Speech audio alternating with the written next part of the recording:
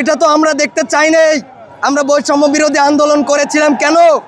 আমরা আন্দোলন করেছিলাম বৈষম্যের বিরুদ্ধে। আজকে ওসমান হাদি ইনসাফের কথা বলতো, তাকে গুলি করে হত্যা করা হয়েছে এবং এই শকুনেরা এখনো পর্যন্ত মাঠে তারা এই এই গুলি এই তাদের ষড়যন্ত্র তারা এখনো চালিয়ে যাচ্ছে।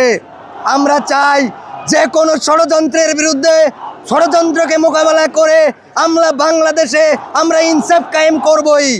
আজকে আজকে জাবের ভাই আমাদের যারা সহযোদ্ধারা আজকে গুলি খেয়েছে, আজকে প্রায় 30-এর অধিক প্রায় যদি হিসাব করা হয় শতাধিক মানুষ আহত হয়েছে। আমরা এর জন্য অন্তর্বর্তীকালীন সরকারের প্রধান উপদেষ্টা ডক্টর মোহাম্মদ ইউনূসকে বলবো, নির্বাচনের আগে এর বিচার করে যেতে হবে। স্বরাষ্ট্র মন্ত্রণালয়কে বলবো, প্রশাসনকে কি লেলিয়ে দিয়েছেন? প্রশাসন কি করে? বিচার চাইতে এসে তারা নিজেরা আহত হয়। আপনারা কি করছেন? নির্বাচনের আগে আপনারা অবশ্যই সুষ্ঠু বিচার হবে, ওসমান হাদি ভাইয়ের বিচার হবে, তারপরে বাংলাদেশের নির্বাচন হবে।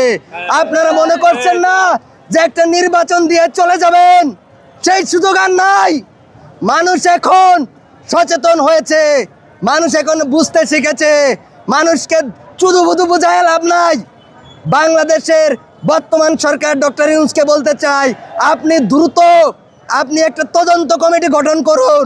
স্বরাষ্ট্র মন্ত্রণালয় তার মাধ্যমে বাংলাদেশের যেভাবে সুষ্ঠু বিচার হয়, ওসমান হাদি ভাইয়ের হত্যার বিচার হয় এবং আহত সহযোদ্ধাদের জাবের ভাই সহ যারা আজকে আহত হয়েছে তাদের দ্রুত বিচারের আওতায় আনতে হবে।